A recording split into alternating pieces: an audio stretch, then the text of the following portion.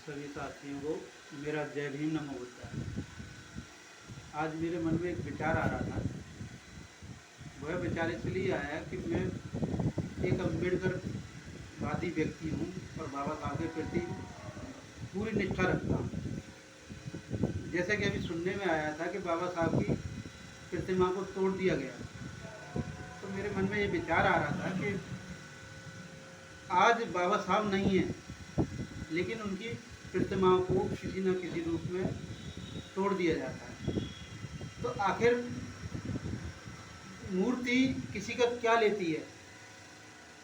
अगर इस मूर्ति से, बाबा साहब की प्रतिमा से आज भी अगर इतना खौफ है, तो उस समय कितना खौफ होगा जब बाबा साहब जीवित थे।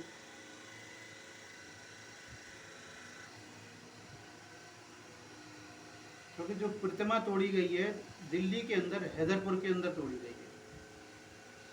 अब उस प्रतिमा के तोड़ने वालों के विरोध में हम लोग अपने साथियों के साथ वहाँ पहुँच रहे हैं, क्योंकि जब इसके लिए हम लोगों को ही आगे आना होगा। क्योंकि अब जो विरोधी, बाबा साहब के मिशन के विरोधी, वो अपना काम पूरी ईमानदारी के साथ कर रहे हैं, तो अब हमको भी अपने समाज के लोगों के साथ उन अपनी ईमानदारी के साथ मैदान में आना होगा। अब हमारा यही सोचना है कि अब जो कुछ भी होगा, कोई कुछ नहीं करने वाला। जो कुछ भी करेगा अब समाज ही करेगा। क्योंकि बहुत बरस हो गए हमको, बहुत समय हो गया है। कुल मिलाकर देखा जाए तो संविधान लागू होने के 70 वर्ष बाद भी ये सारी घटनाएं पूर्णतया रूप से घटती चली जा रही हैं, लेकिन रोकने वाला कोई नहीं है। जबकि वोट हमारे द्वारा जाता है और सरकार हमारी बनती है, तब भी हमारी कोई ये अत्याचारों से श्रृंखला खत्म नहीं होती। तो इसका कारण क्या है? अंत में हमने कारण देखा जो बाबा साहब ने बताया। इसलिए हमने फैसला किया है कि हम बाबा साहब के विचारों के अनुसार ही अपने समाज को संगठित करके वो कार्य करेंगे जो बाबा साहब चाहते थे। अब कहीं पर भी ऐसी अगर घटना होती है तो हम भी उसमें सबसे पहले भाग लेने का काम करेंगे और ऐसे जो मूर्ति तोड़ने वालों को सज़ा दिलवाने के लिए आगे आएंगे। क्योंकि हमने इस बात को महसूस किया है कि जब तक हम अपनी कुर्बानी देने के लिए आगे नहीं आएंगे, समाज का भला नहीं होने वाला।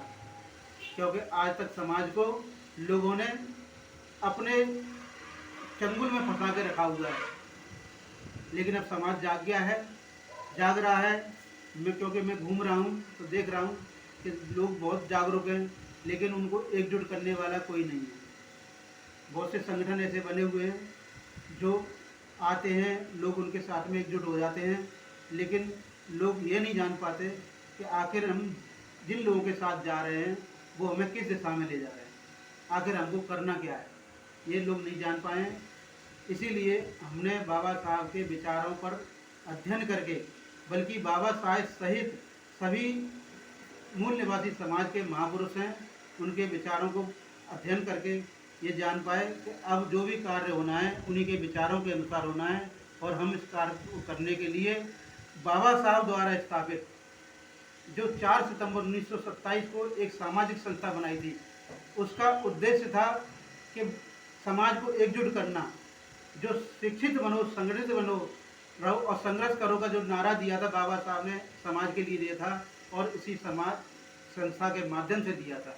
लेकिन समाज के कुछ लोगों ने अपनी अपनी संस्थाएं बनाकर समाज को तोड़ने का काम कर दिया, और वो कार्य ठीक उसी तरह हुआ जिस तरह मनुवादियों ने एक समय हमारे समाज को जातियां बनाकर टुकड़े टुकड़े किया था।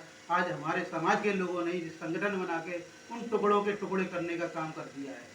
लेकिन अब हमको सचेत रहना होगा, सोचना होगा, क्या इन टुकड़ों से क्या हमारी शक्ति कमज़ोर नहीं हो रही? क्या जो हमारे बाबा साहब, हमारे मूल निवासी महापुरुष जो चाहते थे, क्या वो उद्देश्य हम पूरा कर पाएंगे टुकड़े होकर? बिल्कुल नहीं।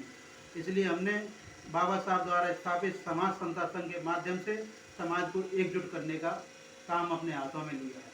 और इसी संस्था के माध्यम से, बल्कि कहा जाए समाज के माध्यम से, अब एक आंदोलन भी शुरू करने वाले हैं।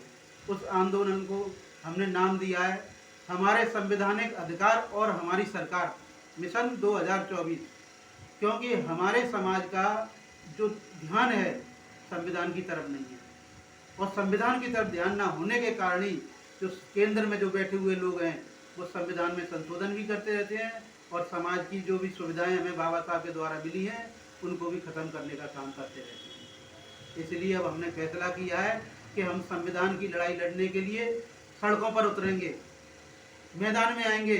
जितने भी जो लोग बैठे हैं, जो समाज के नेता बने हुए हैं, जो हमारे किसी काम के नहीं हैं, इनका भी सामाजिक बहिष्कार करेंगे। क्योंकि जब तक इनका बहिष्कार नहीं किया जाएगा, इनको सही करने का काम नहीं किया जाएगा, जब तक ये समाज की तरफ घूमकर नहीं देखेंगे।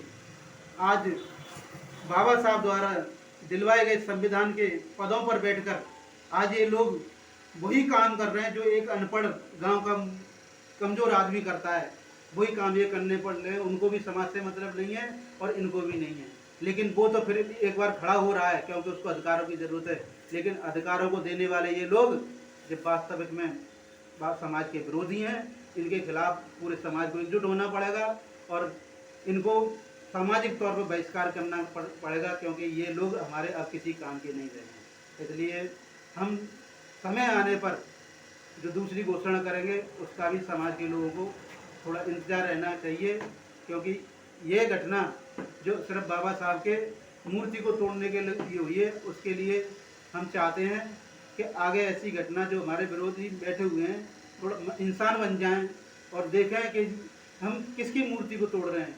उस विश्व विद्वान जिसने तुम्हारे भी अधिकार दिए हैं संविधान में, उनकी मूर्ति तोड़ने के लिए निकले हो, ये गलत है।